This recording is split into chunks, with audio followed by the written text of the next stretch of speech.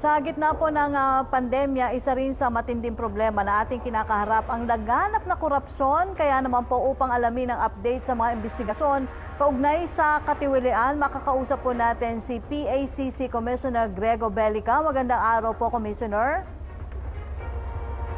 Magandang araw po, Ma'am Rocky. Magandang araw po sa lahat ng nakikinig sa atin sa buong bansa. Opo, Commissioner, unahin na po muna natin yung mga katanungan ng kasama natin sa media. Basahin ko lang po, tanong mula kay Laila Salaveria na Inquirer. Representative Mike Defensor said Commissioner Belica should reveal the names of congressmen allegedly involved in DPWH corruption instead of making blanket accusations that are unfair to the lawmakers. What can you say about Defensor's statement? Tama ho yung sinasabi ni si Congressman Mike Defensor na hindi po lahat ng congressman involved sa korupsyon. Pero hindi lahat malinis. Ito po ay based dun sa mga investigations namin. Unang-una, ang inimbestigahan kasi namin DPWH, pero hindi naman kami pwede magbulag-bulagan sa mga nakikita namin sa pag nag-iimbestiga kami.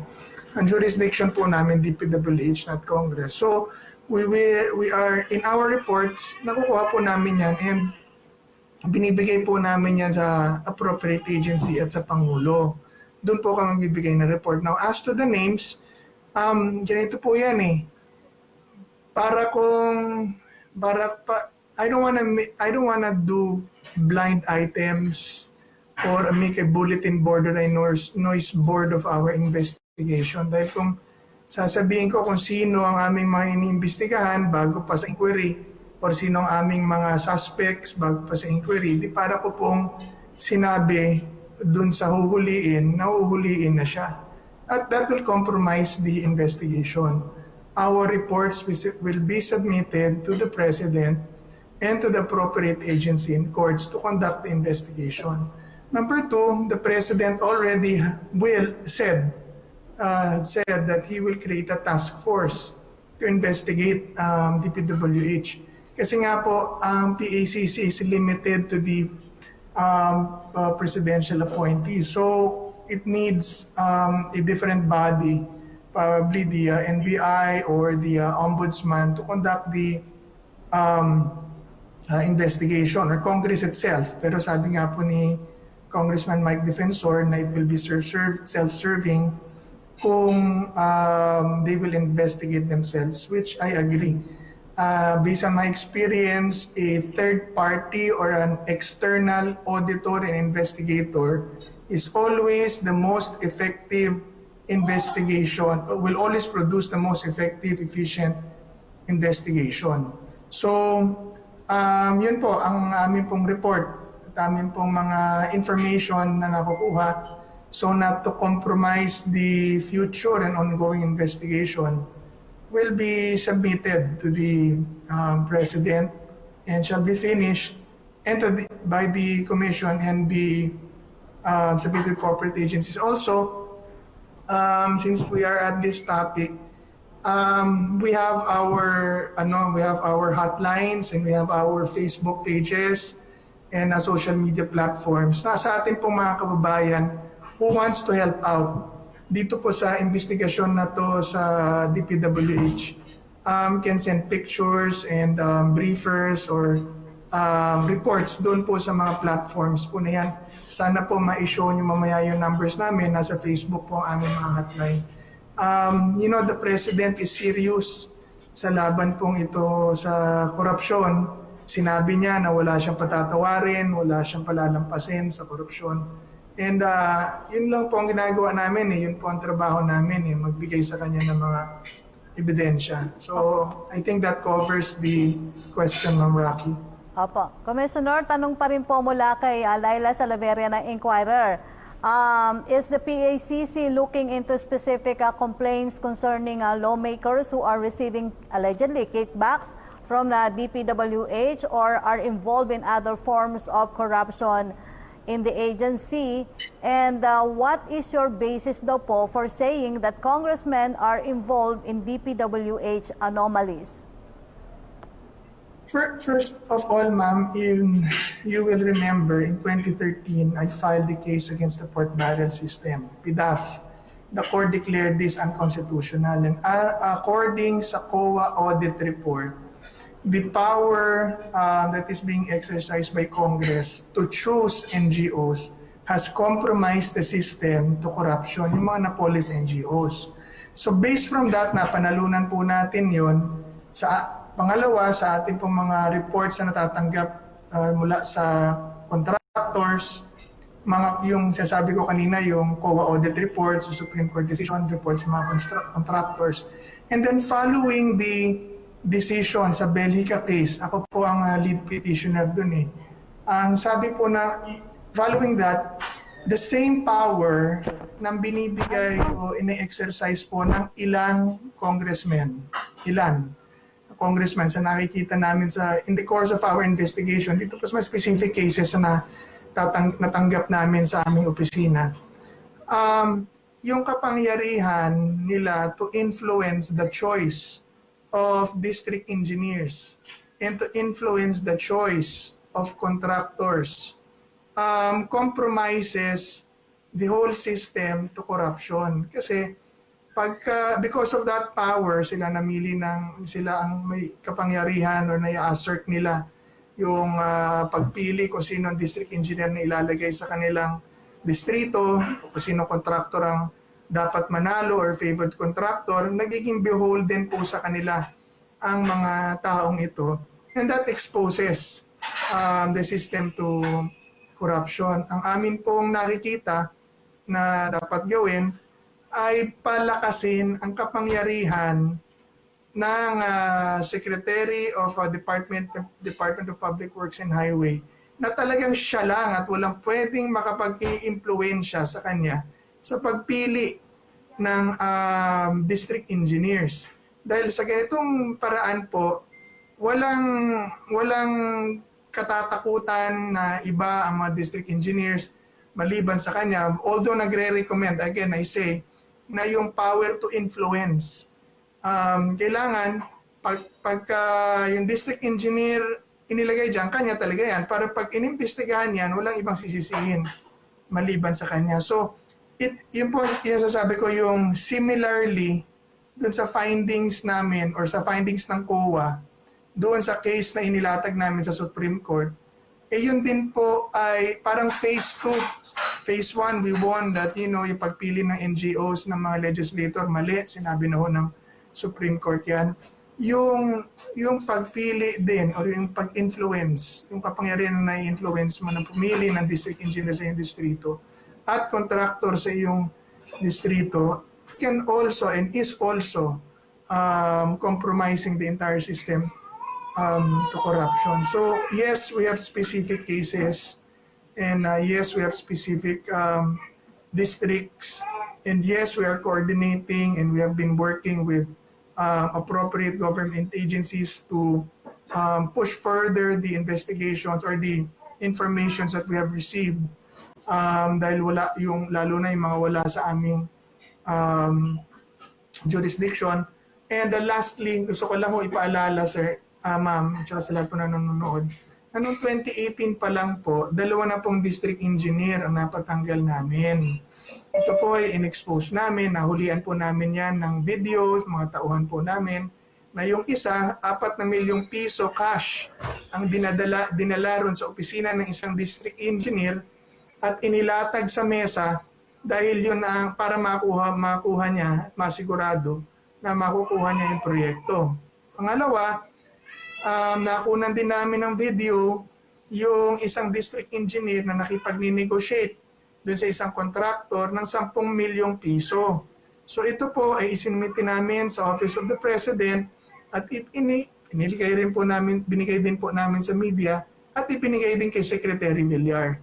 Si Secretary Villar naman po kaagad na sinibak ang mga district engineers po na ito at hanggang ngayon hindi pa nakakabalik kahit anong pilit na bumalik. Ang kaso pong yan ay sinumiti na rin po namin sa Ombudsman. So, matagal na po kaming nag-iimbestiga sa DPWH.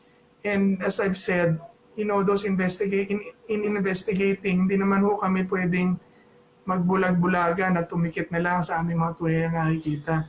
That's why yung mga reports po namin ay sasabit namin sa Pangulo at sa tama pong ahensya. At hindi muna namin hindi para pagpiestahan yung blind item. Laveria na inquirer, ano daw pong specific actions will the PACC take about the President's allegations that the DPWH is riddled with corruption? Yes, we have been at the forefront of revealing this. If you will remember, I can present to you yung mga previous mga ulat sa bayan namin. The DPWH has always been there at the top. Of course, pinalo siya ng PhilHealth today. Kasi nga, talaga namang alam ng lahat na mahirap. Ang dami-dami ho kasi nila 250 districts, tapos iba-iba ho ang kausap. So, mahirap i-monitor. So, ano po mga specific cases? By next week, meron po kaming, the President has been talking about the DPWH, I think, for almost 2 weeks. So last week, nag-usap po kami sa commission at sabi ko nga probably we should submit our report and recommendation already to the Office of the President. Pwede ba tayong mag-hold ng special en banc session next week? Dahil po yung, as far as I'm concerned, at my level as a commissioner, natapos ko na po yung fact-finding dun sa isang specific case sa DPWH and DNR. Nagtatawiran po yan So, ipinasa, after my inquiries, pinasa ko na po sa commission for formal investigation. So, sa akin, tapos na yan, ironclad na yan So, yun nga po, sabi ko baka pwedeng tingnan na natin kung sana yung kasong yan as to the part of the commission. At kung matapos na natin at tapos na po, sabi nga ang huli kong balita kahapon, sir, pwede na natin i-agenda next week. So pag-uusapan na po namin yan sa commission kung ano ang aming i-recommenda sa Pangulo. So ito po ang initial na iaabot namin sa Office of the President para pagdesisyonan ng Pangulo. Yan lang naman po ang trabaho namin and the decision will always be with the President. Commissioner, magandang tanghali. This is Aljo Bendijo. Pag-usapan po natin yung mga katiwalian naman sa nagyaring pamamahagi o distribution ng Social Amelioration Program, SAP o SAP. Gaano po karami ang nakasuhan na? Sa ngayon, marami pa rin po bang mga opisyal mula sa mga local government units ang inirereklamo dahil sa katiwalian? As far as our records are concerned, I passed it to John kanina po para makita nyo. We received 7,000 reports and complaints doon po sa SAP amelioration. Ito po ay in-endorso na namin for investigation and for appropriate action sa DILG at sa DSWD. Ayan po, 7,601 SAP complaints, dun lang po yan for this year. So, meron na ang kaso po ay ang DILG po ang nag-file. Tumulong lang po kami sa pag-gather ng reports at facts sa kanila na ginagawa rin po namin up to now. Opo. This number to me is a lot, but I've also checked the numbers of beneficiaries ng SAP, which amounts into millions. And I think yung second tranche improved or is better than the first tranche dahil as to systems that were used. However, hindi naman perfect. Pero pagbigay alam niyo lang po sa amin para makatulong kami at ito po every time na binibigay po namin yan sa DSWD at sa DILG, nakakatanggap naman po kaagad talaga. It's just sinusort out lang talaga kasi minsan wala sa record, yung mga ganun po ba. And I understand, nakakainis if you feel that pagka ikaw yung naandun. Pero yan po ang numbers namin. Opo. Ano po ang ginagawang hakbang naman ng inyo pong ahensya, PACC Commissioner, para masiguro na wala pong korupsyon or corruption-free, ligtas sa korupsyon, ang 2021 National. Opo, we are looking into it, sir. Ang problema po kasi, ang limitation po ng aming ahensya is to investigate presidential appointees. However, because of the decision we won in the Supreme Court, yung the Belica ruling against the pork barrel system in PDAF, we continue to remind our lawmakers, both the Congress and Senate, of the decision na bawal ang pork barrel system. Ibig sabihin po ito, yung mga lump sum and discretionary funds given to legislators and nang walang detalye and to other offices na hindi nakadetalye, hindi naka-itemize, ay pinagbabawal. Pangalawa, yung pakikialam po ng mga legislators sa implementation ng budget after passing the budget ay pinagbabawal din po. At ay sinabi ng Supreme Court na illegal. So andun po yung binabanggit kong posibleng pinanggagalingan ng korupsyon. Dito naman sa mga distrito or sa mga infrastructure project. Ulitin ko lang sir, mabilis lang, noong una sa Belica ruling, sa PDAF case, sabi ng Supreme Court, yung pakikialam dun sa NGOs, pagpili ng NGOs, ang nag-i-expose sa system ng corruption. Yun po yung Janet Napoles cases. And ito naman po is the same, yung pakikialam naman po sa district engineer, yun nga po kanina sinasabi ko, sa mga contractors, yung pagpili nila at kung sino sila, ay again, nagiging source sa amin pong nakikita ng posibleng mga corrupt activities naman nangyayari. Kaya nakakita tayo ng, and you know, one thing sir, hindi naman sa, wala nang bulahan, ano? This is an open secret naman eh. Maraming nagsasalita dyan, mga contractors, mga media, alam po yan. Issue yan. Kaya tama rin yung sinabi ni Senator Lacson na the real challenge is to bring out the evidence. So, yung amin pong mga hawak ay ibibigay namin sa, we are already coordinating and working with, matagal na po, with appropriate government agencies. And again, after finishing our report, we will submit this to the President because that is the mandate and the authority that was accorded to us. Opo. As Ngayon, much as, kasagsagan ng, sir, sorry, as much Go ahead po. we want to give this to the media, right at once, hindi po kami authorized to do that. Sorry po. Opo. Kasagsagan po kayo ng pagdinig sa budget ng Pilipinas, no? At ito na po, nalalapit na rin yung eleksyon 2022. Ano po ang nais ninyong sabihin, lalo na sa may mga balak i-take advantage o samantalahin ang kaban ng bayan at gamitin ito sa kanilang interes o pansariling interes, Commissioner?